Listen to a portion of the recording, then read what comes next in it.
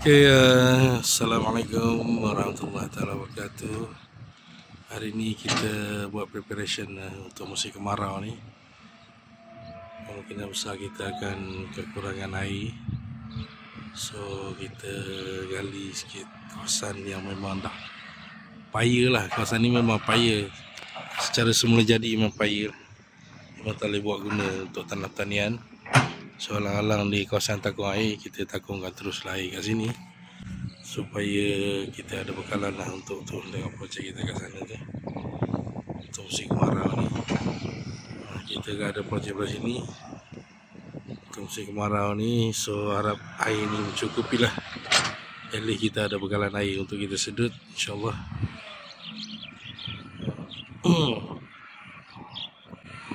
Saya suruh dia lebarkan sikit tadi. Kalau cuma saya tersilap bajet lah, kalau 3 hari tadi gali ni, mungkin akan lebih cantik lah kawasan ni. So saya takut nak guna duit banyak-banyak, so saya minta 2 hari je. Okay, Alhamdulillah lah, kita pun dah ada besar kat kawasan ni. InsyaAllah kita tengoklah dari semasa ke semasa, kalau perlu kita besarkan lagi, kita besarkan lagi lah nanti. Tapi rasa besar tak perlu sangat dah, mungkin kita perlu dalamkan lah. Kita kena sewa excavator yang panjang. Yang ni tak boleh nak buat dalam, yang panjang tu pula tak boleh nak gali macam ni. Gitu kisahnya. Itu hasil perbincangan kita lah. Yang ni dia kuat menggali, tapi dia tak boleh dalam. Yang dalam tu pula digali dalam cecair, dalam air bawah tu boleh, tapi dia tak kuat nak robek tebing-tebing gitulah. Okey, mudah-mudahan usaha kita berjaya lah. Mudah-mudahan usaha kita elok dan buat benda-benda ini supaya Yuniza lebih dikenali, makin dikenali lah dalam bidang pertanian, insyaAllah. Kita dah rancang sebaik mungkin, dan ini tempoh pelaksanaan dari kita lepas raya ni mungkin akan lebih lancar dalam kita operasi.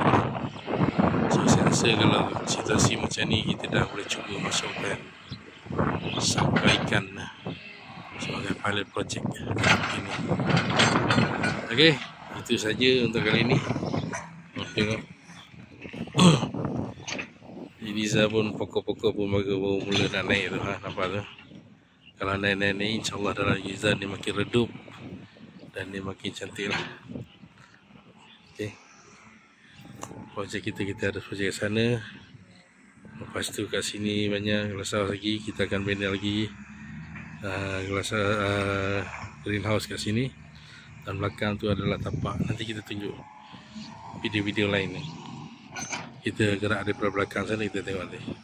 Kita nak buat laluan selalu depan ni dan laluan satu lagi ke belakang sana, InsyaAllah. Moga perancangan kita berjaya. Tanah ni yang selama ni tak pernah digunakan, kita akan gunakan secara maksimal. Bila ada benda ni, kita boleh guna tanah ni untuk secara maksimal. Okey, itu saja. Assalamualaikum warahmatullahi wabarakatuh. Lupa nak cakap, keliling ni nanti insyaAllah kita akan tanam, tengoklah, pokok kelapa ke, buah-buahan ke, tengok macam mana. Assalamualaikum.